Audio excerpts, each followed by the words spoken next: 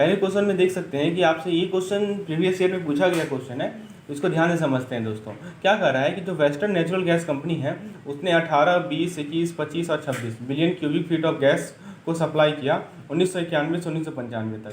आपसे पूछा है कि रिलेटिव साइक्लिकल रेजिड्यू बताना है 1994 का। तो दोस्तों रिलेटिव साइक्लिक रेजिडुअल को यदि आपको अच्छे से समझना है कैसे निकाला जाता है तो इसका वीडियो लेसन मैंने अपलोड किया है अपने चैनल पे। लेकिन फिलहाल इस क्वेश्चन पे हम लोग आते हैं और समझते हैं स्टेप वाइज कि कैसे आपको आपकी अप्रोच क्या होनी चाहिए यदि ये क्वेश्चन आपके एग्जामिनेशन में आए तो दोस्तों देखिए सिंपल सा अप्रोच है, ठीक है। आपको रिग्रेशन का जो कंसेप्ट है उसको जस्ट अप्लाई करना है यहाँ पे। देखिए मैं समझाता हूँ दोस्तों कैसे सॉल्व करना है इसको आपको।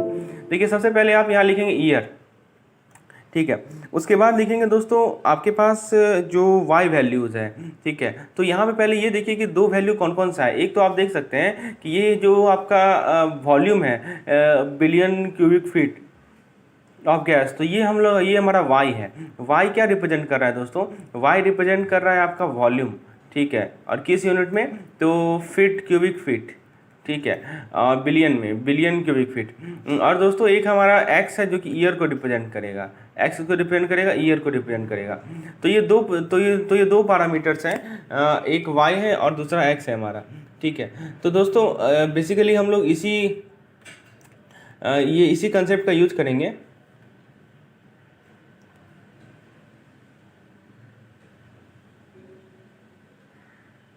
तो चलिए दोस्तों इस कंसेप्ट का यूज करते हैं हम लोग और सॉल्व करते हैं इस पार्टिकुलर क्वेश्चन को। तो सबसे पहले हम लोग यहाँ पे एक टेबल को ड्रॉ करेंगे। ये हमारा ईयर है, यहाँ पे हम लोग y शो करेंगे, ठीक है। यहाँ पे हम लोग y नहीं तो x शो करेंगे, ठीक है दोस्तों। यहाँ पे हमारा y है, ये ईयर है, यहाँ पे हम लोग कोडेड x शो करेंगे। अब कोडेड x क्या मीनिंग होता है मैं आपको समझाता हूँ, ठीक है। और एक अगला कॉलम रहेगा हमारा एक्स स्क्वायर का और अगला कॉलम रहेगा हमारा एक्स वाई का। तो ये 5 कॉलम हमने यहाँ पे बनाया। तो ईयर देखिए कौन कौन सा ईयर है पहले ये बताइए आप। तो 1991 से 1995 तक ईयर है। तो सबसे पहला ईयर जो है हमारा वो है 1991, ठीक है। फिर 1992, फिर 1993, फिर 1994 और फिर 1995। तो दोस्तों देखिए सबसे पहले क्या करना है आपको कि आपको देखना है कि नंबर ऑफ डाटाज ऑड है या एवन है। तो आप देख सकते हैं कि ऑड नंबर ऑफ डाटाज हैं। तो मीन क्या आ रहा है हमारा? मीन हमारा 1993 आ रहा है। तो जब हम लोग कोडेड एक्स निकालेंगे ना तो ये हमारा एक्स बार हो गया, एक्स बार यानी कि मीन हो गया। तो कोडेड एक्स निकालेंगे तो एक्स माइनस एक्स बार करेंगे हम लोग, ठीक है। देखिए जैसे 1991 माइनस 1993 कितना हो जाएगा? -2 हो जाएगा। 1992 माइनस 93 कितना हो जाएगा? -1 हो जाएगा। 1993 माइनस 1993 कितना हो जाएगा? 0 हो जाएगा। 1994 माइनस 1993 कितना हो जाएगा? +1 हो जाएगा। और 1995 माइनस 1993 कितना हो जाएगा? +2 हो जाएगा। तो ये हमारा एक कॉलम निकला कोडेड एक्स का। इसके बाद जो अगला कॉलम है दोस्तों वो हमारा y का है। तो y जो है बेसिकली हमारा क्यूबिक जो गैलन है वो है। तो कितना है? 18, 20, 21, 25, 26। तो यहाँ पे 18 लिखेंगे, यहाँ 20, 21 और ये 25 और ये 26, ठीक है। तो ये हमारा y का कॉलम है। अब आपको क्या करना है दोस्तों? एक्स स्क्वायर निकाल लेना है। तो -2 का स्क्वायर हो जाएगा 4, 1 का स्क्वायर 1, 0 का स्क्वायर 0, 1 का स्क्वायर 1 और 2 का स्क्वायर 4। अब दोस्तों अगला कॉलम है हमारा एक्स वाई का कॉलम। तो ये मिलेगा हमें कितना? -36, ये मिलेगा -20, ये मिलेगा 0, ये मिलेगा 25 और दोस्तों ये मिलेगा हमें 52। तो हमने एक्स वाई भी निकाल लिया। अब दोस्तों क्या करना है? सबका समेसन ले लेना है, ठीक है। तो अब बताइए समेसन ऑफ वाई कितना मिलेगा आपको? तो समेसन ऑफ वाई मिलेगा आपको 22, ठीक है। फिर दोस्तों समेसन ऑफ एक्स बार कितना? इसको हम लोग एक्स बार कहते हैं, कैपिटल एक्स बार। तो ये कितना मिलेगा? ये 0 मिलेगा। दोस्तों समेसन ऑफ एक्स स्क्वायर कितना मिलेगा? तो समेसन ऑफ एक्स स्क्वायर यदि आप निकालेंगे, ठीक है, तो वो मिलेगा आपको 10। और दोस्तों यहाँ से समेसन ऑफ एक्स वाई कितना मिलेगा? तो ये मिलेगा आपको 21। दोस्तों ये सब डाटा को आप नोट कर लीजिए क्योंकि अगले स्लाइड में मैं इसको यूज़ करूँगा। मैं इसको रब करता हूँ, यहाँ तक आपका कंसेप्ट क्लियर हुआ होगा। So I am rubbing this and then we will use the data which we obtain from this particular table in the next slide, ठीक है। अगले स्लाइड में हम लोग इस डाटा को यूज़ करेंगे। आइए दोस्तों इसे यूज़ करते हैं इस पार्टिकुलर डाटा को। तो आपको लीनियर रिग्रेशन इक्वेशन निकालना आता होगा। You might have learn how to find the coefficient value. आपको पता है ए का वैल्यू कैसे निकलता है और बी का वैल्यू कैसे निकलता है, तो वही हम लोग करने वाले हैं। तो दोस्तों देखिए यदि हम बात करें बी का, तो बी का जो formula, we are talking about b, तो बी का जो फॉर्मूला होता है वो होता है summation x y minus summation x times summation Y divided by summation x bar square minus summation x bar का होल स्क्वायर, ये होता है दोस्तों। अब देखिए यहाँ पे समेशन एक्स बार तो जीरो है, तो ये टर्म हमारा जीरो हो जाएगा और ये भी टर्म हमारा जीरो हो जाएगा। तो बी का फॉर्मूला क्या आएगा, summation X Y upon summation X square. तो समेशन एक्स वाई कितना है 21 और समेशन एक्स स्क्वायर कितना है बाई 10, तो ये हो जाएगा 2.1। यदि आप ए का वैल्यू निकालें तो दोस्तों ए का वैल्यू निकालने के लिए क्या करना पड़ेगा, वाई माइनस बी एक्स करना पड़ेगा। तो दोस्तों आप वाई बार, यहाँ वाई बार ले लीजिए और बी एक्स बार ले लीजिए। तो वाई बार अपना कितना हो जाएगा 22, ठीक है, और बी एक्स बार कितना है 0, तो ये 0 हो जाएगा, तो 22 आ जाएगा आपका ए का वैल्यू, ठीक है। तो दोस्तों यहाँ से आप बताइए, यहाँ से आपको ए मिल गया और बी मिल गया, तो आपका जो इक्वेशन है वो कितना है, वो है ए प्लस बी एक्स। चलिए आपसे क्वेश्चन में क्या पूछा था, क्वेश्चन ने पूछा था कि 1994 का रिलेटिव साइक्लिक रेसिडुअल बताइए। तो चलिए ये तो बात की बात है, सबसे पहले आप हमको ये बता सकते हैं कि इस डाटा का यूज हो गया तो उसको हम लोग रब कर लेते हैं। We have already use this data, that's why I am rubbing it. Okay, so now can you tell me what will be the value of Y corresponds to 1994, ठीक है। तो दोस्तों आप हमको बताइए कि 1994 एट द रेट 1994, ठीक है, आपका जो वाई बार वाई का जो वैल्यू आएगा, ठीक है, वाई बार का जो वैल्यू आएगा, we are talking about y bar. Y bar क्यों वाई बार, क्योंकि देखिए यहाँ पे x जो है वो क्या है, x है आपका x माइनस एक्स बार, समझ रहे हैं, ठीक है। तो बार कभी ऐसे दिखाते हैं या ऐसे दिखाते हैं, आपके डिपेंड करता है। तो बताइए इस केस में 1994 x की जगह लिखिए 1994 और x बार कितना है 1993, तो डिफरेंस कितना हो जाएगा +1। तो यहाँ पे क्या करेंगे हम लोग, a का वैल्यू कितना निकला है, a का वैल्यू निकला है 22 प्लस b का वैल्यू कितना निकला है 2.1 टाइम्स ये आपका x बार कितना है 1, ठीक है। तो इसको यदि आप सॉल्व करेंगे तो ये आपको मिल जाएगा 24.1। तो दोस्तों ये आपका वाई बार मिला।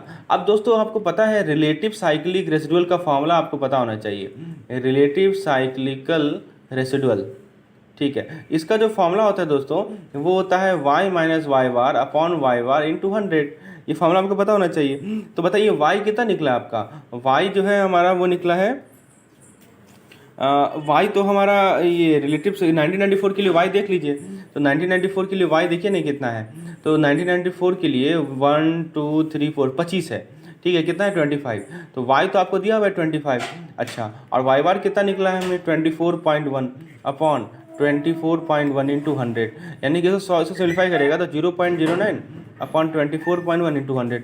इसको यदि आप सिम्प्लीफाई करेंगे तो ये हो जाएगा 900, ये हो जाएगा 9 अपॉन 24.1, सिम्प्लीफाई करने पे ये आपको मिलेगा 3.78, ठीक है, 3.78% ये आपको मिलेगा 3.78 मिलेगा आपको दोस्तों, ठीक है। ये यहाँ पे 0.09 नहीं होगा, 0.9 होगा, ठीक है, हाँ अब सही है। तो ये 3.78 आपको मिलेगा। तो इसको आप सॉल्व करके देखिए, आपका आंसर आएगा 3.78। तो यही हमारा क्या लाएगा रिलेटिव साइक्लिक रेसिडुअल। तो दोस्तों आप यदि ऑप्शन को देखें, if you see the option, so आप देखेंगे जो नज़दीकी वैल्यू है वो है हमारा 3.73, तो यही हमारा आंसर हो जाएगा, ठीक है। तो आपको समझ में आया कैसे क्वेश्चन नंबर 1 हमने सॉल्व किया। चलिए आगे बढ़ते हैं हम लोग नेक्स्ट क्वेश्चन में। Let us move to the question number 2।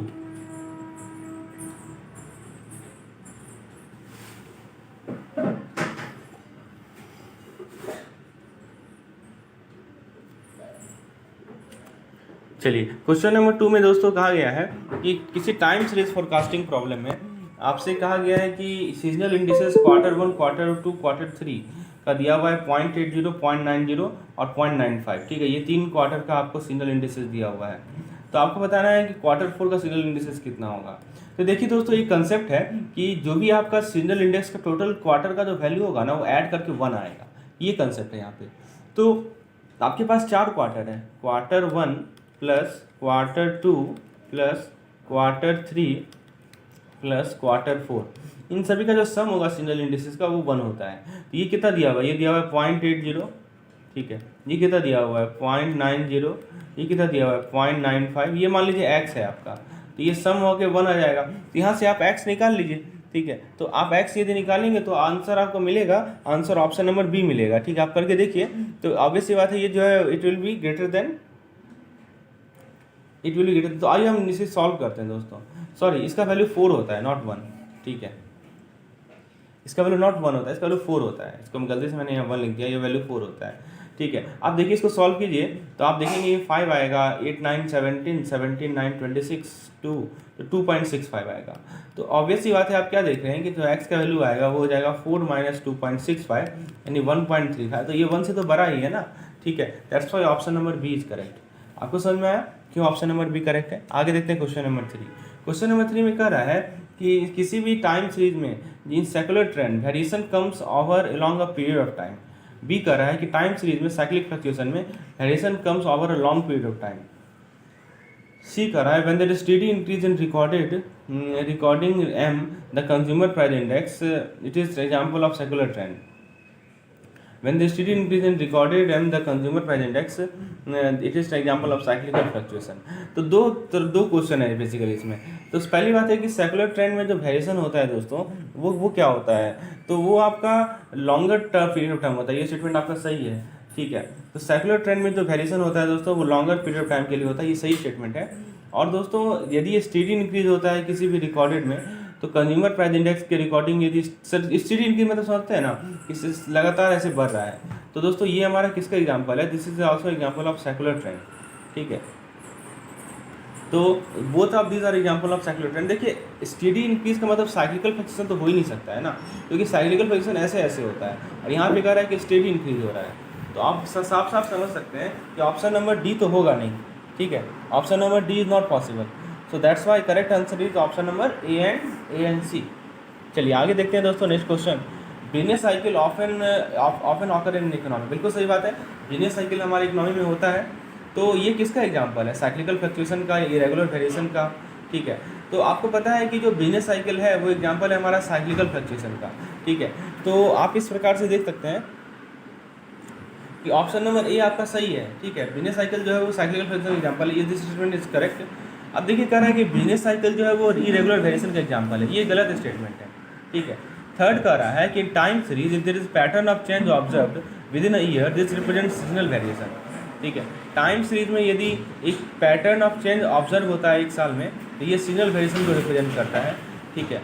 और डी कह रहा है, तो आप देखिए पैटर्न ऑफ चेंज समझ रहे हैं ना, कुछ ऐसा पैटर्न हो तो ये तो सीजनल वेरिएशन होगा ही होगा, और यदि पैटर्न ऑफ चेंज है तो ये साइक्लिकल फ्लक्चुएशन, ये गलत है, ठीक है। तो ऑप्शन नंबर ए और सी सही है। आपसे पूछा है इनकरेक्ट स्टेटमेंट, तो बी और डी का सही होगा। Option number B and D are incorrect, so option number 3 is correct. चलिए आगे देखते हैं। नेक्स्ट क्वेश्चन है कि रेसिडुअल मेथड जो हमारा साइकिल का मेजरमेंट होता है टाइम सीरीज का, उसके अंदर क्या होता है? आपको मोस्ट एप्रोप्रिएट ऑप्शन बताना है। तो रेसिडुअल मेथड में आप क्या करते हैं कि ट्रेंड से सीरीज से ट्रेंड को हटाते हैं, सीजनल वेरिएशन से सीरीज को हटाते हैं। अब ट्रेंड को, सीजनल वेरिएशन को और इरेगुलर वेरिएशन को हटाते हैं, और डी करें नन ऑफ द अबव।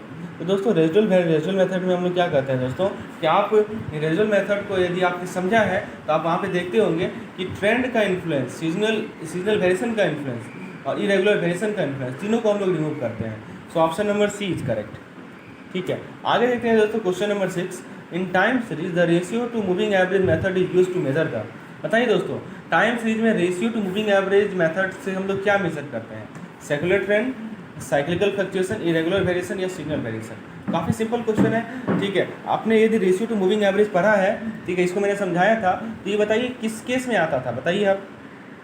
तो रेगुलर, ये आपका रेशियो टू मूविंग एवरेज जो है सीजनल इंडिसेस में आता है, तो सीजनल वेरिएशन में आता है। सो option number D will be correct, ठीक है। तो इससे हम लोग क्या मेजर करते हैं? सीजनल वेरिएशन को मेजर करते हैं, ठीक है। ये हमारा कौन सा मेथड है? Ratio to moving average method है।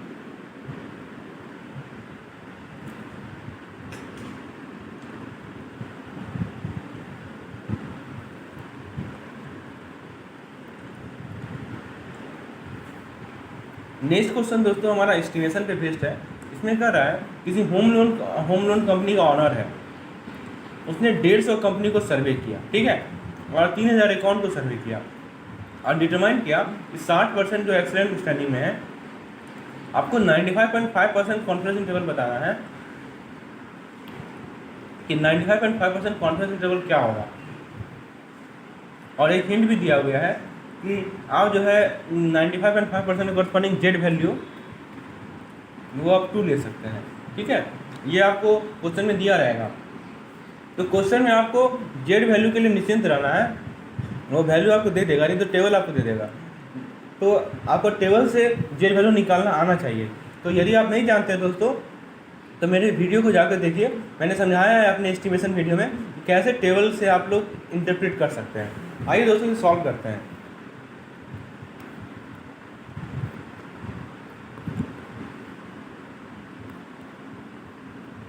आइए इस क्वेश्चन को हम लोग सॉल्व करते हैं, स्टेप बाय स्टेप आपको मैं समझाता हूँ, ठीक है, कैसे इसको अप्रोच किया जाए। तो फ्रेंड्स देखिए, इस क्वेश्चन में आपको क्या करना है। इस क्वेश्चन में आपको सबसे पहली बात कि ये आपका इस क्वेश्चन में आपको नंबर ऑफ ट्रायल्स दिया हुआ है, ठीक है, नंबर ऑफ ट्रायल्स यानी कि n दिया हुआ है। n कितना है आपका, n है 150। देखिए क्वेश्चन में पढ़िए, n जो है आपका नंबर ऑफ ट्रायल्स कितना है 150, ठीक है। आपको ये बताइए कि प्रोबेबिलिटी ऑफ सक्सेस बताइए। यहाँ पे बाइनोमियल डिस्ट्रीब्यूशन है दोस्तों, प्रोबेबिलिटी ऑफ सक्सेस कैसे निकलेगा प्रोबेबिलिटी ऑफ सक्सेस। तो सिंपल सी बात है, नंबर ऑफ ट्रायल्स को हम लोग स्मॉल पी से नोट करते हैं। तो क्या करेंगे आप बताइए, तो नंबर ऑफ ट्रायल्स है, ठीक है। तो देखिए 150, हाँ यहाँ लिखा है ना कि 60% वेरिएंट एक्सेलेंट अंडरस्टैंडिंग, तो दिया तो हुआ है प्रोबेबिलिटी ऑफ सक्सेस कि 0.6, 60% को 0.6 लिख सकते हैं ना, ठीक है। उसी तरह प्रोबेबिलिटी ऑफ फेलियर बता दीजिए, तो उसको आप स्मॉल क्यू से नोट कर सकते हैं, तो वो हो जाएगा हमारा 0.40, ठीक है। अच्छा दोस्तों, यहाँ से आप मीन भी बता सकते हैं, मीन, तो आप मीन को म्यू से डिनोट कर सकते हैं दोस्तों।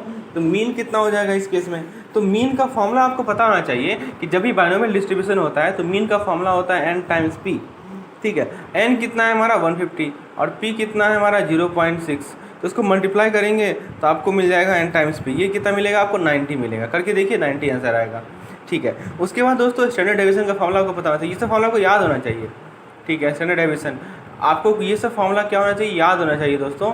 ये सब फॉर्मूला काम आता है किस तरह के डिस्ट्रीब्यूशन में, बाइनोमियल डिस्ट्रीब्यूशन में, ये ध्यान रखिएगा, ये एक प्रॉब्लम है बाइनोमियल डिस्ट्रीब्यूशन से रिलेटेड। तो स्टैंडर्ड डेविएशन यदि हम लोग निकालें तो स्टैंडर्ड डेविएशन का फॉर्मूला सिग्मा होता है, और sigma is equal to √n times p times q, ये होता है, ठीक है। तो n कितना है हमारा, n है 150, p कितना है हमारा 0.6, q कितना है हमारा 0.4। तो इसको आप यदि सिंप्लीफाई करेंगे तो ये आपको मिल जाएगा कितना, ये आपको मिल जाएगा, सॉरी n है, n जो है हमारा, हाँ ठीक है, तो ये आपको मिल जाएगा 6, ठीक है। उसी तरह यदि आप स्टैंडर्ड एरर निकालें,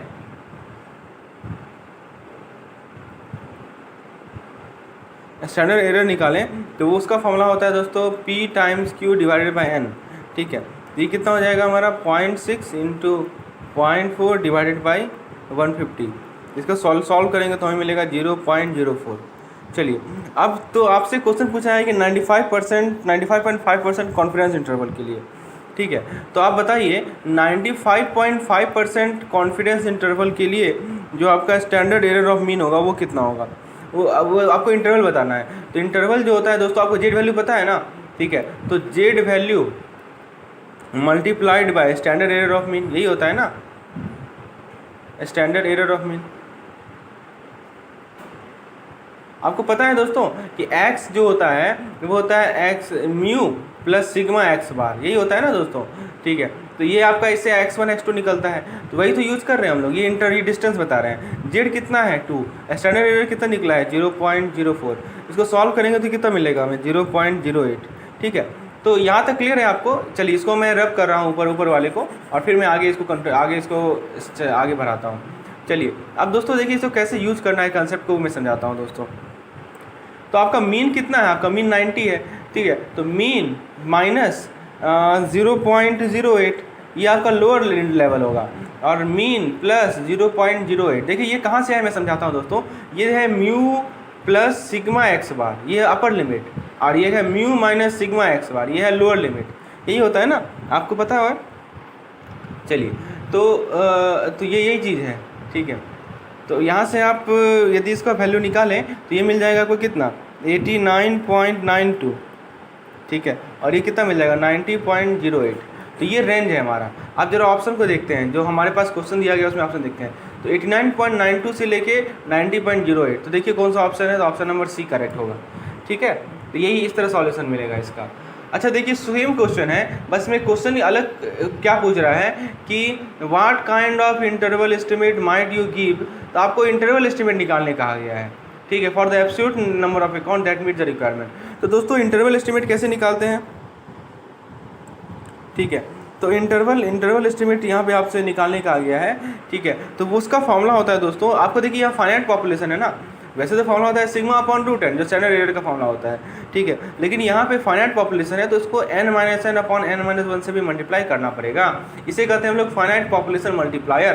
क्या बोलते हैं दोस्तों इसे, फाइनाइट पॉपुलेशन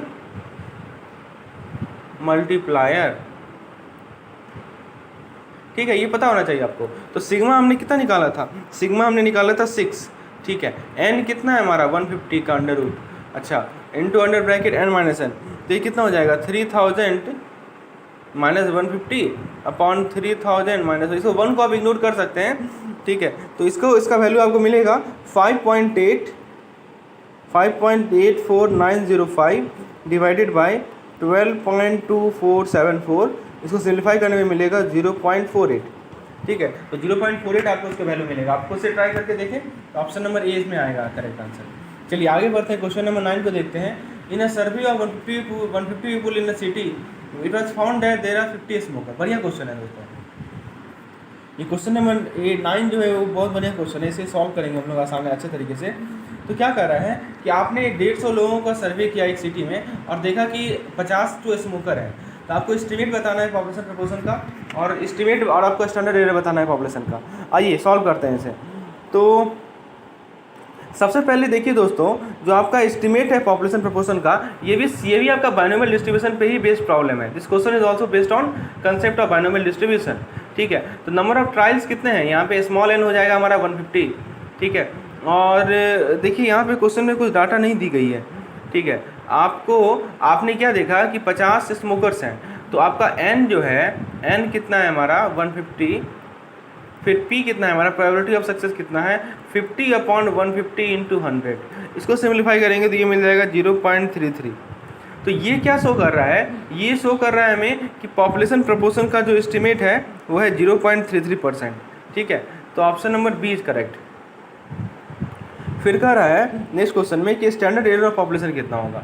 तो स्टैंडर्ड एरर ऑफ पॉपुलेशन कैसे निकलेगा, पहले अंडर रूट कर लीजिए, है ना, आपको पता है ना formula P times Q upon N, यही होता है ना, ठीक है। तो प्रोबेबिलिटी ऑफ सक्सेस कितना है 0.33, प्रोबेबिलिटी ऑफ फेलियर कितना होगा 0.67, क्योंकि Q जो होता है वो 1 माइनस P होता है, तो 1 माइनस 0.33 करेंगे आप तो 0.67 मिलेगा आपको।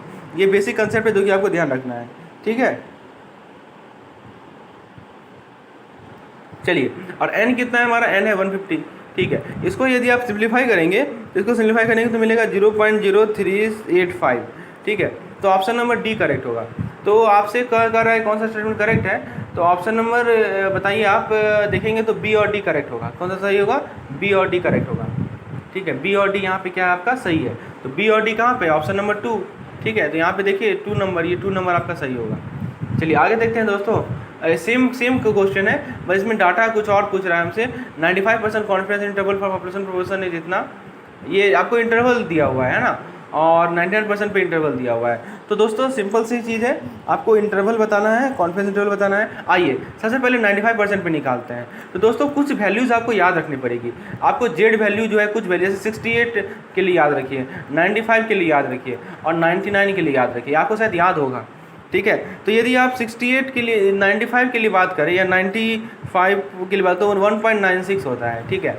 हम लोग इसके बारे में आगे बताएंगे। यदि हम 99% कॉन्फिडेंस इंटरवल के लिए बात करें तो ये होता है 2.58, ये याद रखिए 1.96 2.58, और 68 का मैं आपको बताता हूँ, ठीक है। तो यहाँ पे क्वेश्चन में 95% का रहा है, तो दोस्तों आपको फॉर्मूला पता है ना, तो सबसे पहले 1.96 ले लीजिए, और फिर आपका स्टैंडर्ड एरर कितना आया था पिछले क्वेश्चन में 0.0385 इंटू 1.96। अब आप पूछेंगे ये कहाँ से आ गया, तो दोस्तों आपको मैं बताता हूँ कि जो जेड होता है, जेड का फॉर्मूला होता है वो होता है एक्स बार माइनस म्यू अपॉन सिग्मा।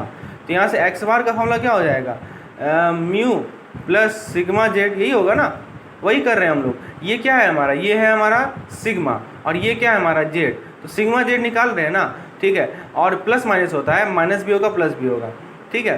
तो यहाँ से आप देख सकते हैं कि यहाँ पे x बार नहीं होगा, x minus mu one sigma होता है, ठीक है। तो यहाँ से आप देख सकते हैं, इसको मल्टीप्लाई यदि आप करेंगे तो आपको मिल जाएगा 0.0754, ठीक है। आपको लोअर रेंज बताना है और अपर रेंज बताना है, यही बताना है ना, ठीक है। तो कैसे बताएंगे लोअर रेंज और अपर रेंज, मैं आपको समझाता हूँ दोस्तों। तो लोअर रेंज और अपर रेंज यदि आपको बताना है तो एक बार आप क्या कीजिए दोस्तों, मैं आपको रेंज सिखाता हूँ कैसे रेंज निकाला जाता है।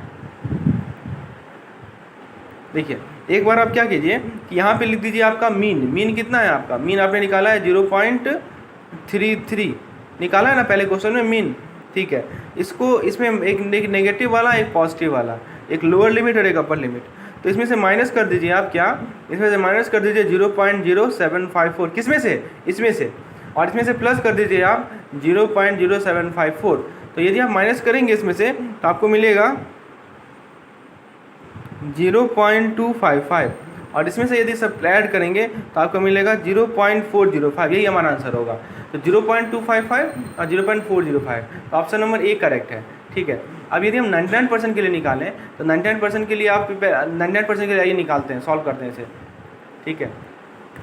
तो 99% के लिए जेड का वैल्यू कितना है, 2.58 है, ठीक है। अब आप खुद से ट्राई कीजिए एक बार, यदि आप समझ गए होंगे कंसेप्ट को, तो first of all you try it yourself and then see my solution. जितना बार आप खुद से ट्राई करेंगे उतना एग्जामिनेशन में सही होने की संभावना बढ़ेगी, ठीक है, क्योंकि देखना आसान होता है, करना थोड़ा कठिन होता है। तो दोस्तों आइए सबसे पहले हम लोग सिग्मा जेड निकालते हैं, ठीक है ना, एट द रेट 99%।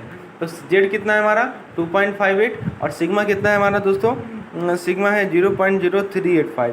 इसको सिम्प्लीफाई करेंगे तो ये हमें देगा 0.9933, ठीक है। मीन कितना है हमारा, मीन है दोस्तों हमारा 0.33, एक बार माइनस एक बार प्लस, माइनस कितना, तो माइनस 0.9933, प्लस कितना 0.9933, माइनस कीजिए इसको, तो माइनस कीजिएगा तो 0.231 मिलेगा, प्लस कीजिएगा तो आपको मिलेगा 0.432। बेसिकली यही हमारा रेंज होगा। तो 0.231 0.432, यानी कि option number D correct student पूछ रहा है, तो option number A and D are correct, so option number 3 is correct. ये आपका ईयर का कॉलम है और बगल में आपका नंबर का कॉलम है। तो आपसे पूछा गया है कि लीनियर इक्वेशन जो कि सिर्फ के ट्रेंड को बेस डिस्क्राइब कर रहा है वो आपको बताना है, और फिर इसे हम लोग सॉल्व करते हैं। तो सबसे पहले हमें स्टेप वाइज समझिए दोस्तों, ये please try to understand step wise, इस पर केस स्टडी आ सकता है। यहाँ पे हम ईयर लिखेंगे, ठीक है। यहाँ पे हम लोग लिखेंगे दोस्तों एक मीन एज्यूम करेंगे, पहले ईयर लिखते हैं। ईयर कौन कौन सा ईयर है देख लीजिए ज़रा, 97 से लेके 2004 है।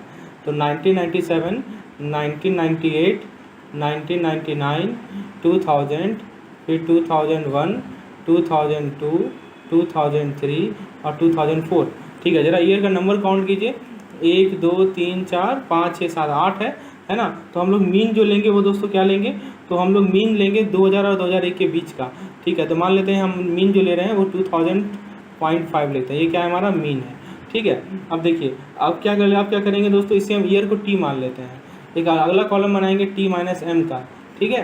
तो मीन सबसे सबको माइनस कीजिए, तो 1997 को 2000.5 से माइनस कीजिए, तो ये हो जाएगा -3.5, ये हो जाएगा -2.5, ये हो जाएगा -1.5, ये हो जाएगा दोस्तों आपका 0.5 नेगेटिव में, ठीक है। उसके बाद दोस्तों 2001 कीजिएगा तो ये हो जाएगा आपका 0.5, ठीक है। फिर ये हो जाएगा 1.5, ये हो जाएगा 2.5, ये हो जाएगा 3.5। फिर दोस्तों आप क्या कीजिए, y मान लीजिए, y जो है वो 2 times x t minus M, क्योंकि कोडेड मीन निकालना होता है। तो 2 माइनस टी टाइम्स एम कीजिए, तो हो जाएगा -7, -5, -3, -1, 1, 3, 5, 7, ठीक है। ये y निकल गया, तो ये हमारा ये x है, सॉरी दिस इज x, ठीक है। अब y जो है दोस्तों, y आपको शायद दिया हुआ है, देखिए क्वेश्चन में y has been given, let me show you that 98, 105, 116, ये आपको y दिया हुआ है, उसको मैं नोट कर देता हूँ। 98, 105, 116, 119, ओके, सो 135, 156, 177 एंड लास्ट 206, ठीक है। अब दोस्तों क्या करेंगे हम जो है पहले एक्स स्क्वायर निकालेंगे, ठीक है। विल कैलकुलेट एक्स स्क्वायर, तो 7 का स्क्वायर 49, फिर 25, फिर 9, फिर 1, 1, 9, 25, 49, ठीक है। फिर एक्स वाई निकालेंगे, तो एक्स वाई निकालने के लिए 7 को मल्टीप्लाई कीजिए 98 से, तो आपको मिल जाएगा 686। 105 को 5 से मल्टीप्लाई कीजिए तो आपको मिल जाएगा -525। 116 को 3 से मल्टीप्लाई कीजिए तो आपको मिल जाएगा 348। 119 को -1 से तो -119। 135 को 1 से तो 119 हो जाएगा। 135 को 1 से गुना कीजिएगा तो 135 मिलेगा।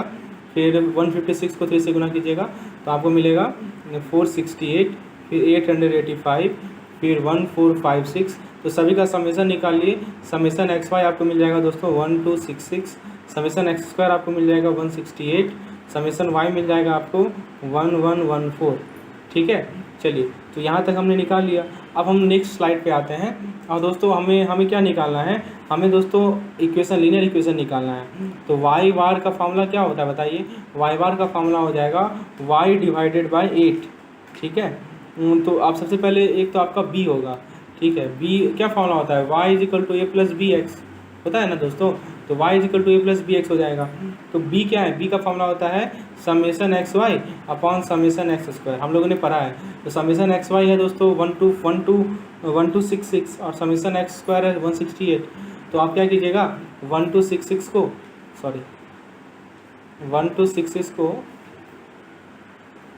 ठीक है 1266 को 168 से डिवाइड कीजिए तो ये आपको मिल जाएगा 7.54। ठीक है, और वाई बार यानी वाई का मीन है, वाई का समेसन कितना निकला 1114 और कितना है डाटा 8 डाटा है। ठीक है, तो आपका 1114 डिवाइडेड बाई 8 ये आपका हो जाएगा 139.25। और हमें पता है कि ए जो होता है वो वाई बार के बराबर होता है। ठीक है, तो वो हो जाएगा 139.25। तो आपका इक्वेशन हो जाएगा 139.25 प्लस 7.54 टाइम्स एक्स, ये आंसर हो जाएगा। तो ज़रा ऑप्शन को ज़रा चेक कीजिए, ऑप्शन नंबर क्या हो जाएगा, बी नंबर सही हो जाएगा। क्लियर है, ठीक है, तो सॉल्यूशन आप देख सकते हैं यहाँ पे। अब दोस्तों इसी का सेकंड पार्ट पूछा है, can give a forecast for the year 2008 के लिए फॉरकास्ट कैसे करेंगे। तो हमारे पास इक्वेशन क्या है दोस्तों, हमारे पास इक्वेशन है, मैं इक्वेशन लिखता हूँ दोबारा यहाँ पे, y is equal to 139.25 plus 7.54x। अभी x क्या है दोस्तों, ये x जो है दोस्तों ये क्या है, x को हमने कैसे डिफाइन किया है, x is 2 times t minus m, याद है, यही है ना x हमारा, x is 2 times t minus m। तो यहाँ पे दोस्तों t क्या है हमारा, तो आपको किसके लिए निकालना है 2008 के लिए निकालना है। तो t आपका हो जाएगा 2008 और मीन कितना था हमारा, तो मीन था हमारा, इसके बीच का मीन था 2000.5, यही था ना। तो मीन हो जाएगा आपका 2000.5। तो इसको आप सिंप्लीफाई जब करेंगे तो आपको ये मिल जाएगा 15, क्योंकि ये 7.5 आ जाएगा टाइम्स 15 आ जाएगा। अब इसी एक्स को यहाँ पुट करना है हमें, तो y हो जाएगा हमारा 139.25 प्लस 7.54 टाइम्स 15। इसको सिंप्लीफाई कीजिएगा तो आपको मिलेगा 252.35। तो आंसर हो जाएगा दोस्तों ऑप्शन नंबर डी। ठीक है, क्वेश्चन नंबर 15 पे आते हैं। क्वेश्चन नंबर 15 में कह रहा है कि departmental store is spending in market share during past 7 year. इसका शेयर दिया हुआ है, इसमें लीनियर इक्वेशन बताना है और लार्जेस्ट फ्लक्चुएशन ट्रेंड कब हुआ ये बताना है आपको। चलिए इसके लिए भी हम लोग सॉल्यूशन देखते हैं। तो दोस्तों इसके लिए भी let us solve this question also. So similar case है जैसे हमने पिछले देखा है। तो दोस्तों सबसे पहले क्या करेंगे, first of all what we will do, तो हम लोग ईयर लेंगे, हाँ वाई ईयर लेंगे, कौन कौन सा ईयर है, तो ईयर है ज़रा देखते हैं। ईयर है हमारा 96 से लेके 2002। ठीक है, तो यहाँ पे लिखते हैं 96, 97, 98, 99, 2000, 01 और 02। ठीक है, ईयर लिख लीजिए, काउंट कीजिए 1 2 3 4 5 6 7 है। तो मीन आप लिख दीजिए, यहाँ मीन लिख दीजिए। तो मीन कौन सा लीजिएगा, तो बीच वाला लीजिएगा, ये ले लीजिए 99 का। तो 99 हो जाएगा 99 99 99 99 99 99। ठीक है, अब क्या कीजिए, ये एक आप ईयर माइनस मीन निकालिए, जैसे पिछले केस में हमने निकाला था। ठीक है, तो ये आप ईयर को टी मान लीजिए, ईयर को क्या मान लीजिए टी, ईयर को मान लीजिए आप टी, और ये आपका मीन है। तो टी माइनस एम कितना हो जाएगा, तो ये हो जाएगा -3 -2।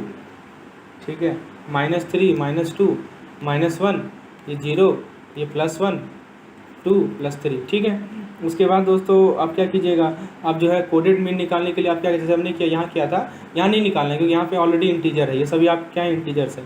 और वाई कितना दे रखा है, तो वाई आपको दे रखा है सेल्स के रूप में। तो देखिए वाई मैं आपको बताता हूँ, वही डाटा आपको दिया हुआ है एग्जाम पेपर में। तो वाई आपको दे रखा है 14.8, फिर दे रखा है दोस्तों 20.7, फिर दे रखा है 24.6, फिर 32.9, फिर दे रखा है दोस्तों 37.8, फिर दे रखा है 47.6 और लास्ट में दे रखा है 51.7। ठीक है, वाई आपने लिख लिया। अब क्या करना है दोस्तों, अब आपको देखिए इसमें जो काम का चीज़ है बस वही हम लोग निकालेंगे। ठीक है। तो दोस्तों एक्स आपको पता है ना, एक्स ये आपका एक्स हो गया -3 -2, और ये आपका वाई हो गया। एक्स स्क्वायर निकाल लीजिए और एक्स वाई निकाल लीजिए, बस ये 2 काम कर लीजिए। तो इसका आप समेसन निकालिएगा ना, समेसन ऑफ वाई, तो आपको मिलेगा 250, इसको मिलेगा दोस्तों आपको, let me tell you what you will get 250, जोड़ के देख लीजिए, ये 250 के आसपास होगा। एक्स स्क्वायर निकाल लीजिए, ठीक है। तो एक्स स्क्वायर ये हो जाएगा 9410,149। समीशन एक्स स्क्वायर कितना मिलेगा, इसको जोड़ के देखिए, यू विल गेट 28।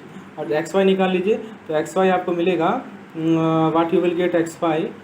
अब दोस्तों इसमें एक चीज़ और है कि आपको, हाँ, तो एक और कॉलम आगे बनाएंगे, अब बाद में बनाएंगे दोस्तों। सबसे पहले एक्स वाई निकालते हैं, तो इस एक्स को इससे मल्टीप्लाई कीजिए, you will get 44.40, here you will get 41.40, actually it will be minus, right, and here you will get -24.60, and if you multiply this with this you will get 0, right, yes, you will get 0, and in this case you will get 1 times 37.8, this is nothing but 37.8, 2 times 47.6, we will get 2 times 95.20, and then 3 times 51.7, you will get 155.10, and then if you add all of them, यदि आप सबको add करेंगे तो आपको मिल जाएगा 177.70, ये हमारा क्या निकला, समेसन एक्स वाई निकला। ठीक है, अब दोस्तों यहाँ तक क्लियर है। अब नेक्स्ट स्लाइड में मैं आपको इक्वेशन बताता हूँ कैसे निकलेगा। तो इक्वेशन में क्या है, a = वाई बार, और वाई बार कितना है आपका, वाई बार है दोस्तों, वाई बार है आपका summation Y divided by N. N कितना है, एन है दोस्तों 1 2 3 4 7 है, ठीक है। और वाई बार कितना है दोस्तों, ये आपको है 250 पॉइंट समथिंग, सो 250.10। इसको आप सिंप्लीफाई करेंगे तो आपको मिल जाएगा 32.87, ठीक है। और b जो है वो आपका क्या होता है, summation x Y upon summation X square. Summation x Y निकला है हमारा 177.70 और समेसन एक्स स्क्वायर निकला है 28, ठीक है। तो आप क्या कीजिए, 177.70 को 28 से डिवाइड कर दीजिए तो मिल जाएगा 0.77, ठीक है। हाँ ठीक है, तो 177 अपॉन एक्स स्क्वायर, एक्चुअली में 177, ठीक है। तो आपका बताइए इक्वेशन क्या आएगा, आपका इक्वेशन आएगा y = a + bx होता है ना, तो 32.87 प्लस 0.77x। अब क्या करना है दोस्तों, लास्ट जो 2 स्टेटमेंट है कि largest fluctuation from trend occur in which case, तो ये बताने के लिए दोस्तों आपको क्या करना पड़ेगा, जो साइक्लिकल रेसिडुअल वाला कंसेप्ट है उसको आपको अप्लाई करना है। साइक्लिकल रेसिडुअल का जो कंसेप्ट था दोस्तों, that concept you have to apply in order to get the ये। उसके लिए दोस्तों आप क्या करेंगे, 28 है, 9 4 9 9 18 18 8 6 26, हाँ 28 सही है। और ये जो है समेसन, मुझे लग रहा है कुछ गड़बड़ है यहाँ पे summation, let me calculate it because I think there is some mistake, so let me calculate the summation once more using calculator. I am just calculating the summation. Okay, fine.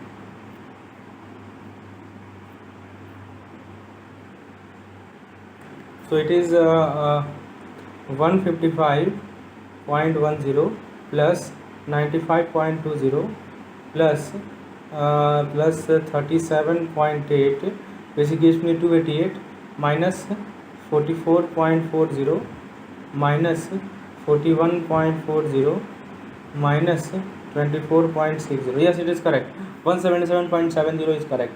और ये आप 28 से डिवाइड करेंगे, if you divide it by 28 this will give you 177.70 divided by 28, okay 6.347, something like 6.347, so it will give you, actually yes 6.347 होगा, it will be 7.7 like something, okay। चलिए, तो अब आप क्या करना है दोस्तों, अब आपको एक नया कॉलम बनाना है एक्सपेक्टेड वाई का, ठीक है। You have to construct a new column for expected value of Y. So expected Y आप कॉलम बना लीजिए, ठीक है। फिर आप उसके बाद परसेंटेज ऑफ ट्रेंड निकालिएगा एक्चुअल वाई अपॉन एक्सपेक्टेड का। सो इस केस में आपको क्या करना है कि जो आपका एक्स आया है ना, उसे पुट करना है आपको, y = a + bx में x का वैल्यू पुट करते चलना है और एक नया कॉलम बनाना है, ठीक है। और फिर उसके बाद क्या करना है, percentage of trend. Okay, let me show you in the next slide, ठीक है। देखिए एक कॉलम आप y का बनाइएगा, ये y क्या है, a प्लस बी एक्स है, ठीक है। फिर आप दोस्तों एक कॉलम बनाइएगा परसेंट ऑफ ट्रेंड का, ठीक है। और लास्ट में कॉलम बनाइएगा रिलेटिव साइक्लिकल रेसिडुअल का, ठीक है। तो ये आप कॉलम बनाना है। तो आप ये एक्सपेक्टेड वाई हो जाएगा, तो ये आपको मिलेगा 30.55, 31.33, 32.10, 32.87, 33.54, 34.42 और लास्ट में मिलेगा 35.19, ठीक है। उसके बाद परसेंटेज ऑफ ट्रेंड कैसे निकालिएगा, तो ये एक्चुअल वाई जो आपका है, एक्चुअल वाई का वैल्यू, और ये जो एक्सपेक्टेड, ये जो वाई है एक्सपेक्टेड है, राइट। तो this is expected Y, actual Y upon expected Y से आपको परसेंटेज ऑफ ट्रेंड मिलेगा, ठीक है। और रिलेटिव साइकिल रिजल्ट आपको बताइए Y minus Y bar upon Y bar होता है, ठीक है। तो ये आपको मिलेगा दोस्तों, हाँ। तो relative cyclical residual percentage from 100, तो यहाँ पे आपको जो मैक्सिमम रेसिडुअल मिलेगा ना, वो 51.56 मिलेगा, ठीक है। ये 51.56 मिलेगा आपको 1996 वाले केस में। तो मैक्सिमम फ्लक्चुएशन जो है वो हमारा 1996 में है। तो आप इस कॉलम को कंस्ट्रक्ट कीजिए और फिर देखिए कि मैक्सिमम रिलेटिव साइक्लिकल रेसिडुअल किस वाले केस में है। जिस केस में आएगा उसी केस में दोस्तों आपका लार्जेस्ट फ्लक्चुएशन फ्रॉम ट्रेंड होगा, यानी कि 1996 is the correct answer. Okay, so now let us look at question number 16। आइए क्वेश्चन नंबर 16 को देखते हैं। क्वेश्चन नंबर 16 में कहा गया है कि simple random sample of 150 students is drawn from population of 3000 college student. Among sample student average IQ score is 115 with standard deviation of 10. What is the 98% confidence interval for the student IQ score. तो बहुत simple question है दोस्तों। आपको देखिए यहाँ पे n दे रखा है, ये देखिए सिंपल रैंडम सैंपल है 150 स्टूडेंट का। तो यहाँ पे आप देखिए सैंपल के बारे में क्या डाटा दिया हुआ है दोस्तों। सैंपल का साइज़ दे रखा है 150, सैंपल का अच्छा स्टैंडर्ड डेविएशन, अच्छा ये देखिए एवरेज IQ स्कोर इज इतना, ठीक है। सैंपल का जो एवरेज स्कोर है वो ये देखिए कितना है, ये है आपका 115, तो म्यू हो जाएगा 115, ठीक है। और आपका सिग्मा दे रखा है, सिग्मा स्टैंडर्ड डेविएशन कितना है 10 है, ठीक है। और यहाँ पे दोस्तों आपको सैंपल के मीन का डिस्ट्रीब्यूशन देखना है, ठीक है। तो सैंपल मीन का डिस्ट्रीब्यूशन, क्योंकि यही पॉपुलेशन का डिस्ट्रीब्यूशन के बराबर होगा। तो हम मानते हैं कि सैंपल का मीन और पॉपुलेशन का मीन क्या है, बराबर है। तो दोस्तों इसका मीन एक्स बार जो है वो हम 115 ले लेते हैं, लेकिन इसका जो स्टैंडर्ड डेविएशन होगा सिग्मा एक्स बार वो क्या होगा, सिग्मा अपॉन रूट एन हो जाएगा। सिग्मा कितना है 10 है, रूट एन कितना है 150 है, तो ये आपको कितना मिलेगा, इस यू विल गेट 0.816, ठीक है। यू विल गेट 0.816, ठीक है। और दोस्तों आपको यहाँ पे एक दो डाटा याद रखना होता है, मैंने आपको बताया था। सबसे पहले क्या कीजिए, इसको आप नॉर्मल डिस्ट्रीब्यूशन कर्व यदि ड्रॉ करते हैं, if you draw normal distribution curve, so here it will be your mean that is 115, ठीक है। और कह रहा है कि 99% कॉन्फिडेंस इंटरवल, तो 99% कॉरस्पॉन्डिंग जेड का वैल्यू होता है 2.58, ये आपको याद होना चाहिए। एक होता है 1.64, एक होता है 2.58, तो 2.58, ठीक है। तो 99% मतलब क्या होगा, जेड टाइम सिग्मा इधर जाना है और जेड टाइम सिग्मा इधर जाना है। तो 2.58 को 0.816 से मल्टीप्लाई कर दीजिए, है ना, तो वो आपको मिल जाएगा 2.1, मतलब 2.1 यूनिट इधर और 2.1 यूनिट इधर। तो आपका जो कॉन्फिडेंस लेवल होगा वो कितना होगा, तो 115 में से 2.1 माइनस कीजिए और 115 में से 2.1 जोड़ दीजिए, तो ये मिलेगा आपको कितना, जो भी रेंज आएगा आपका वही आंसर होगा, ठीक है। तो 115 में से 2.1 माइनस कीजिएगा, तो एक्चुअली में यहाँ पे प्लस माइनस होता तो ज़्यादा सही था, ऑप्शन सी सही है, ठीक है। आगे बढ़ते हैं दोस्तों। क्वेश्चन नंबर 17 का रहा है कि confidence interval will be widened if confidence level is increase and sample size is reduced, ठीक है। तो कॉन्फिडेंस इंटरवल वाइड होगा यदि कॉन्फिडेंस लेवल बढ़ेगा और सैंपल साइज रिड्यूस होगा। ऑब्वियस सी बात है, कॉन्फिडेंस लेवल बढ़ने का मतलब क्या हो, जो लिमिट है वो बढ़ेगा और सैंपल साइज घटेगा तो आपका n जो है वो घटेगा। आप देखिए आपका जो फॉर्मूला होता है जेड टाइम सिग्मा, यही ना दिखाता है डिस्टेंस, और सिग्मा में हम लोग n जो है इन्वर्सली रिलेटेड होता है।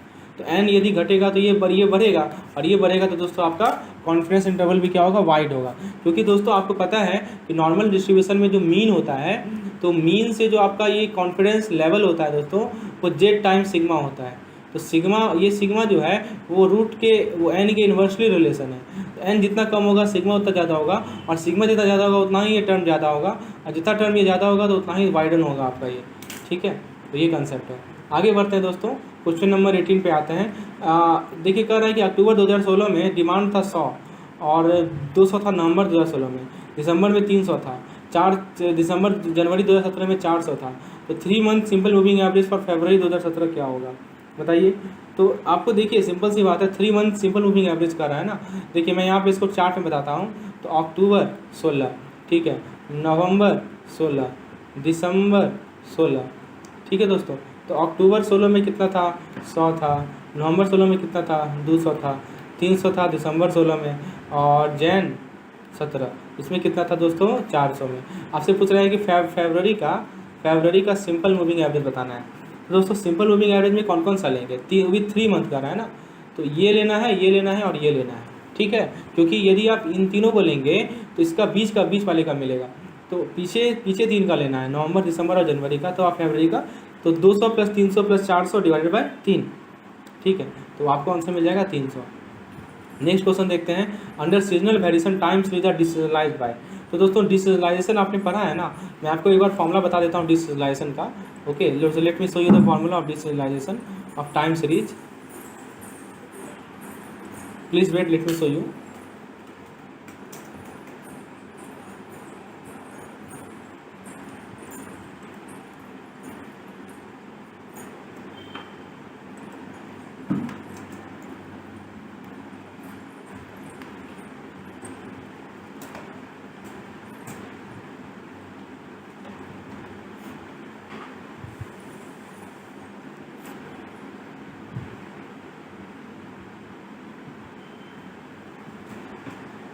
Okay, so now the chart. हाँ, मैं इसमें आपको डिसीजनलाइजेशन का फॉर्मूला बताता हूँ दोस्तों।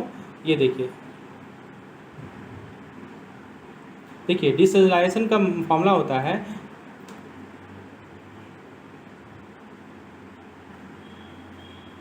Actual value upon seasonal index, ठीक है। Actual value upon seasonal index, ये होता है हमारा डिसीजनलाइजेशन का फॉर्मूला। ओके, सो हेयर आपका इस क्वेश्चन में कहा गया है actual value upon seasonal index. तो इस क्वेश्चन में आप देख सकते हैं दोस्तों, यहाँ पे क्या कर रहा है, dividing the actual value seasonal index, ठीक है। फिर मल्टीप्लाइंग, तो ऑब्वियस सी बात है ये नंबर आंसर होगा, क्योंकि हम लोग जो एक्चुअल वैल्यू है उसको सीजनल इंडेक्स से क्या करते हैं, डिवाइड करते हैं, ठीक है। नेक्स्ट क्वेश्चन है कि department store is expending its market share during past 7 years, the sale are as above in crore, find the linear estimating equation that based your data. यहाँ भी आपको ए और बी निकालना है, ठीक है। तो here also you have to calculate A and B. तो सिमिलर कंसेप्ट है, ए निकालिए, बी निकालिए, ठीक है। Okay, so now you have to apply the similar concept here. तो ए बी निकालने का वही तरीका है अभी जो मैंने आपको बताया था दोस्तों। इसका सॉल्यूशन मैं आपको यहाँ शो कर देता हूँ। Late me show you the solution, थोड़ा जूम करके मैं दिखाता हूँ दोस्तों। देखिए कंसेप्ट वही है, आपको ईयर दिया हुआ है, ईयर का कॉलम बनाइए, एक्स बनाइए, वाई बनाइए, एक्स वाई बनाइए, एक्स वाई बनाइए।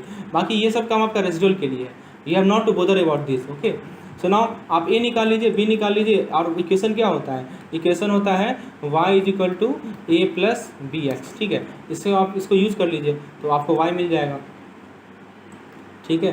तो y मिल जाएगा। आपको ए और भी पूछ रहा है ना, तो ए और भी आप आसानी से निकाल सकते हो, उसको मुझे एक्सप्लेन करने की आवश्यकता नहीं है, ठीक है। आगे बढ़ते हैं। और सेकेंड, अब देखिए क्या कर रहा है कि द डाटा, क्वेश्चन में क्या रहा है दोस्तों, आपके पास जो डाटा दी गई है वो आपको data for number of solar, right, the data for number of solar home built in reason during last 7 months is given. Number of home दिया हुआ है और सेकेंड डिग्री इक्वेशन, आप देखिए सेकेंड डिग्री इक्वेशन पूछा गया है, ठीक है। यहाँ पे कंसेप्ट है दोस्तों। अब आप सेकेंड डिग्री इक्वेशन कैसे बना सकते हैं तो मैं आपको बताता हूँ दोस्तों। Late me show you how do you find the second degree equation. तो फ्रेंड्स ट्राई टू अंडरस्टैंड।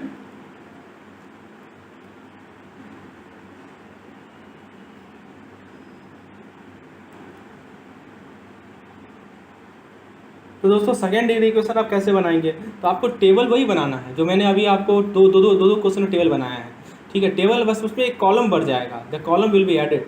तो आप देख सकते हैं दोस्तों टेबल, देखिए टेबल हमने वही बनाया है ना। मैं थोड़ा जूम करता हूँ दोस्तों, आपको ये क्लियरली दिखे। ये देखिए एक ईयर का कॉलम बनाया हमने, है ना। उसके बाद दोस्तों एक कॉलम बनाया हमने मीन का, मीन हमने लिया 4 क्योंकि 7 का डाटा है। फिर हमने ईयर माइनस मीन ईयर लिया, फिर वाई लिखा, एक्स वाई लिखा, एक्स स्क्वायर लिखा, एक्स। देखिए बस अंतर है क्या कि अभी तक हम लोग केवल ये और ये लिखते थे, अब ये जो जुड़ जाएगा, एक्स टू द पावर 4 भी जुड़ जाएगा और एक्स स्क्वायर वाई भी जुड़ जाएगा, ठीक है। अब उसका समेसन आप जरूर ले लीजिए। और आपका जो इक्वेशन आएगा, देखिए ये फॉर्मूला होता है summation Y is equal to A N plus C time summation X square. B के लिए ये फॉर्मूला होता है, ठीक है। और एक फॉर्मूला होता है यहाँ पे ये, तो यहाँ से दो इक्वेशन हमें मिलेगा ए और सी से रिलेटेड, इसको सॉल्व, बी तो निकल जाएगा आपका, ठीक है ना। बी देखिए समझिए समीशन एक्स वाई, और देखिए X bar Y bar, X bar 0 है, ये भी आपका 0 है, तो summation X upon summation X square, B का तो वही फॉर्मूला है आपका। बी का फॉर्मूला क्या होता था बताइए, summation X Y upon summation X square, तो बी तो आप आसानी से निकाल लेंगे। बचा ए और सी, तो ए और सी निकालने के लिए आपको दो लीनियर इक्वेशन का यूज करना पड़ेगा। लीनियर इक्वेशन क्या है दोस्तों, y equal to A plus B X, तो आपका लीनियर इक्वेशन है। तो समेशन y जो होता है वो होता है a times n plus C times summation X square, ठीक है। क्योंकि यहाँ पे क्या है दोस्तों, यहाँ पे आपका ये लीनियर इक्वेशन नहीं है, यहाँ पे आपका क्वाड्रेटिक इक्वेशन है, a plus B x plus C x square है, ठीक है ना, इसीलिए। और जो आपका सेकंड होगा summation X square Y equal to A times summation X square plus C times summation X to the power 4। तो यहाँ से आपको दो लीनियर इक्वेशन मिलेगा जिसमें आप ए और सी का वैल्यू निकालेंगे, ठीक है। लीनियर इक्वेशन सॉल्व करना आपको आता है तो आपको फाइनल इक्वेशन मिलेगा ये वाला, ये y equal to 27.9 plus 5.75x plus 0.56 X square, ठीक है। तो इस प्रकार से आप इसको कैलकुलेट कर सकते हैं। Now let us move to the next question, question number 22 I think, yes 22। तो 22 नंबर क्वेश्चन में कहा गया है कि suppose the standard deviation of normal population is known to be 10 and mean is hypothesised to be 8। Suppose sample size of 100 is considered. What is the range of sample mean that allows the hypothesis to be accepted at a level of significance of 0.09?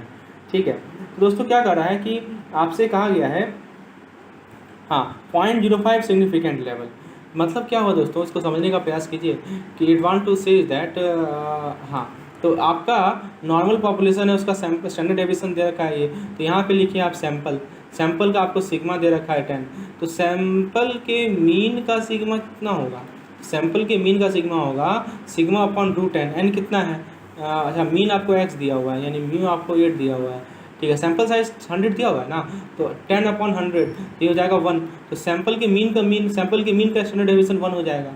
अच्छा आपको कह रहा है कि accepted आप significant 0.05 का आप level ले सकते हैं, तो आपको मतलब कि 95% पे लेना है, 95% पे लेना है, तो 95% के कॉरस्पॉन्डिंग जेड वैल्यू कितना होता है 1.96, 99% के कॉरस्पॉन्डिंग कितना होता है 2.58, इसको याद रख लीजिएगा, और 90% के कॉरस्पॉन्डिंग कितना होता है 1.64, तीन वैल्यू याद रखिए 1.64, 1.96, 2.58, ठीक है।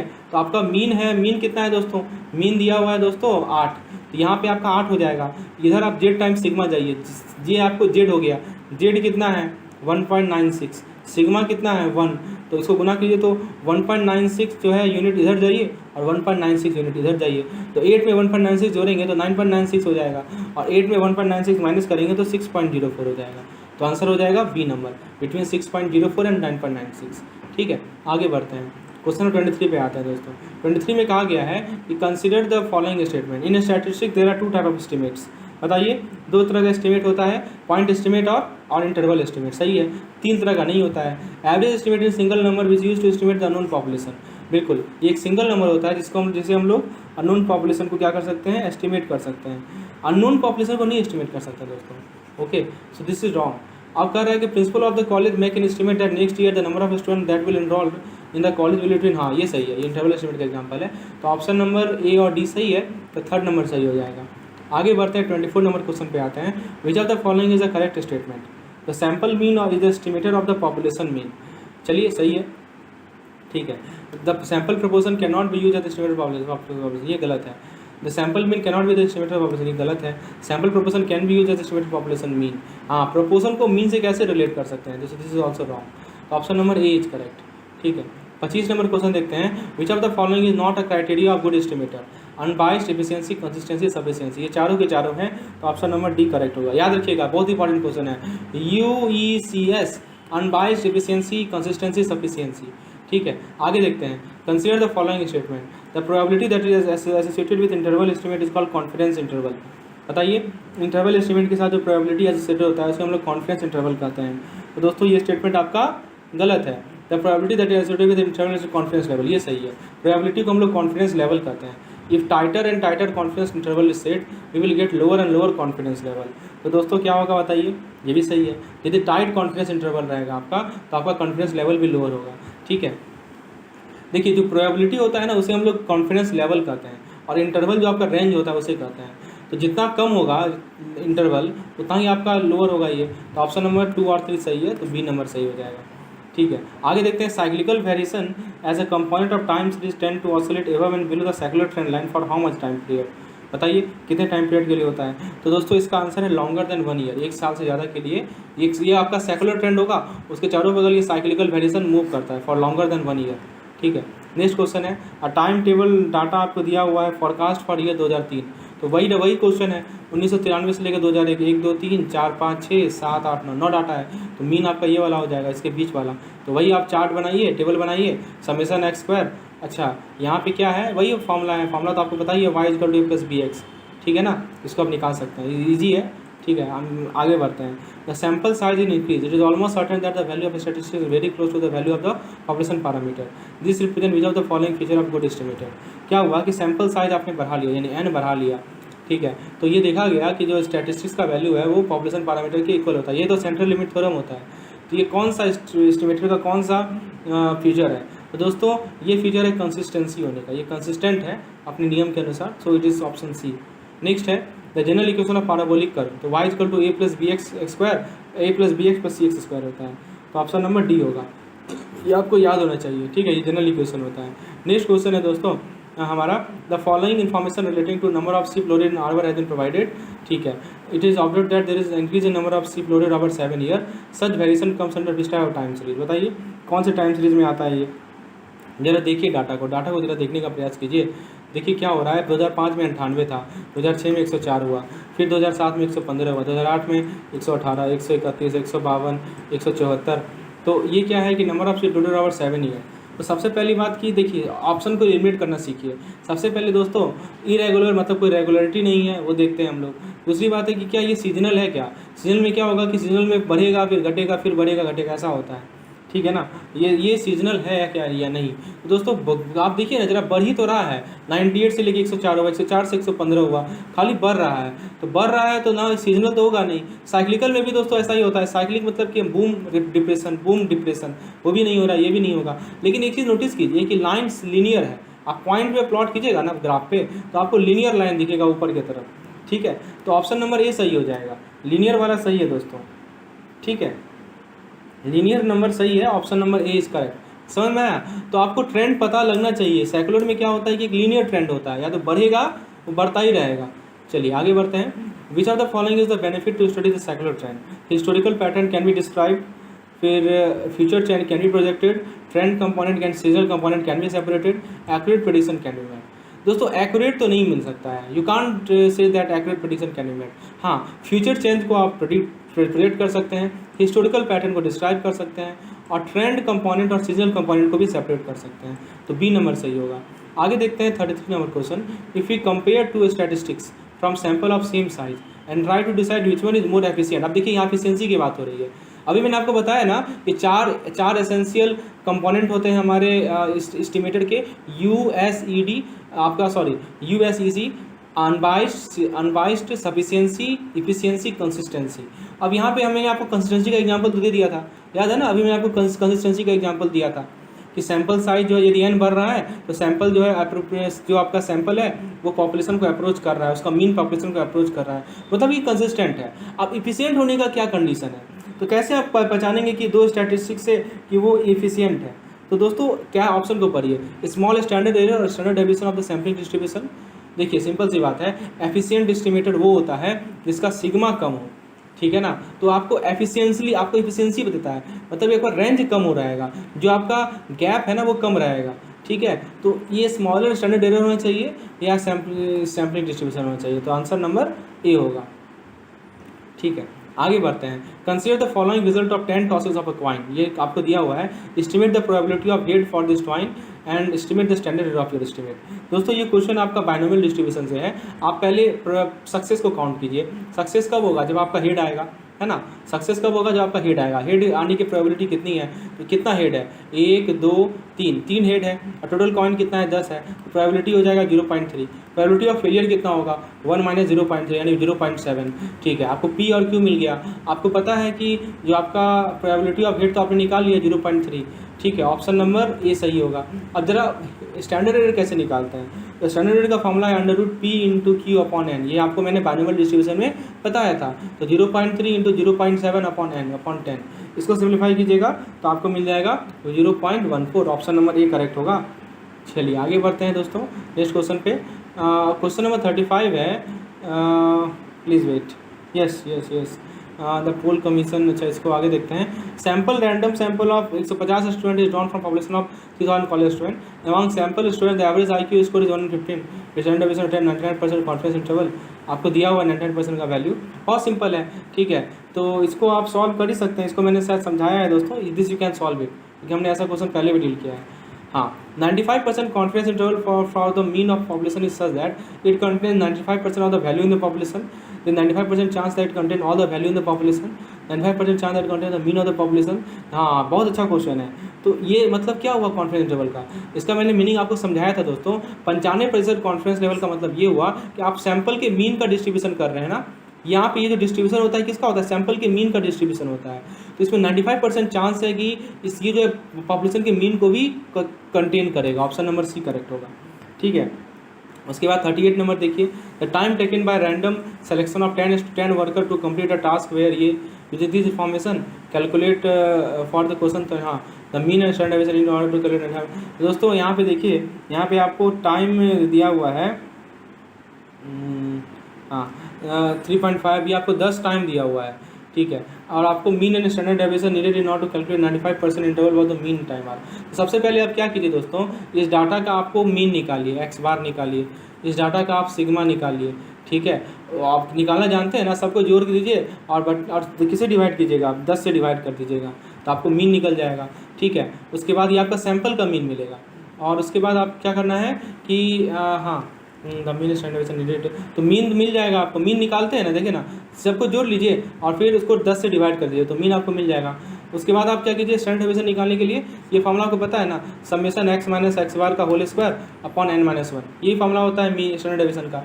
इसको यूज़ कीजिए तो आपको स्टैंडर्ड डेविएशन मिल जाएगा। मैं फिर से लिख देता हूँ formula, summation x minus x bar का होल स्क्वायर अपॉन n-1, इससे आपको स्टैंडर्ड डेविएशन मिल जाएगा, ठीक है। तो आप वही जो भी आएगा वही आपका आंसर होगा।